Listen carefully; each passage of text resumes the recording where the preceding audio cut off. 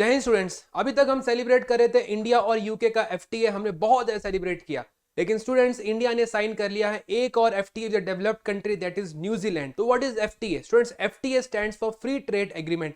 याद रखना स्टूडेंट, जब भी दो कंट्रीज आपस में ट्रेड करती हैं तो हर कंट्री दूसरी कंट्री के सामान के ऊपर कुछ ना कुछ बैरियर्स लगाती हैं। वो टैरिफ्स हो सकते हैं, कोटाज हो सकते हैं। टैरिफ यानी कि जो भी चीज आपकी मार्केट में आएगी आप उसके ऊपर एक टैक्स लगाएंगे, और कोटा यानी कि आप उसकी क्वांटिटी के ऊपर कोई ना कोई रिस्ट्रिक्शन लगा देंगे। तो स्टूडेंट्स, जब हम एफटीए साइन करते हैं, इन टैरिफ्स और कोटास को सिग्निफिकेंटली रिड्यूस कर दिया जाता है और एक कंट्री दूसरी कंट्री के सामान को एक्सेस प्रोवाइड करती है। स्टूडेंट्स, इंडिया ने रिसेंट टाइम में 13+ एफटीए साइन कर लिए हैं and most of this FTAs are with developed countries.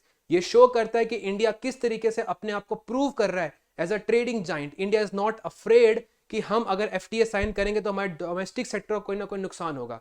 Actual में जब भी हम किसी कंट्री का एफटीए साइन करते हैं तो हमें उस कंट्री की मार्केट की एक्सेस मिलती है, यानी कि हमारी जो चीजें हैं उसके ऊपर टैरिफ्स नहीं लगाए जाएंगे, उसके ऊपर कस्टम ड्यूटीज या बाकी टैक्सेस नहीं लगाए जाएंगे, और हमारे जो एक्सपोर्टर्स हैं वो फ्री ऑफ कॉस्ट उनकी मार्केट्स में घुस जाएंगे। लेकिन बदले में आपको अपनी मार्केट भी खोलनी पड़ती है। तो अगर आपका डोमेस्टिक सेक्टर वल्नरेबल है तो उस समय के ऊपर एफटीएस नुकसान करते हैं, because it's a tit for tat relation. आप कुछ प्रोवाइड करेंगे तो आपको कुछ बदले में मिलेगा, ऐसे ही फ्री में कुछ नहीं मिलेगा। तो स्टूडेंट्स, अगर इंडिया एफटीए पे एफटीए साइन कर रहा है, इसका मतलब government knows that India's domestic sector is strong enough कि जो बाहर के एक्सपोर्टर्स जब आएंगे तो वो उस कंपटीशन को झेल सकते हैं।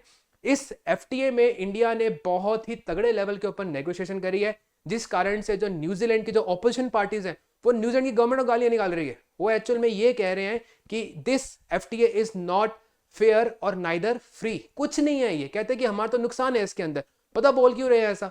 क्योंकि इंडिया को 100% एक्सेस मिल गई है न्यूजीलैंड की मार्केट की, जबकि इंडिया ने अपनी मार्केट को सिर्फ 95% ऑफ न्यूजीलैंड के एक्सपोर्ट्स के लिए ओपन अप किया है।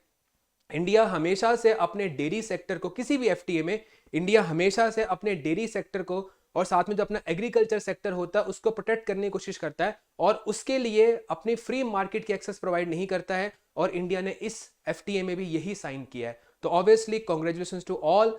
इसमें एक्सपोर्टर्स का भी फायदा होगा, ठीक है, क्योंकि उनको न्यूजीलैंड की मार्केट की एक्सेस मिलेगी। जो इंपोर्टर्स होंगे उनको चीप गुड्स मिलेंगी न्यूजीलैंड से।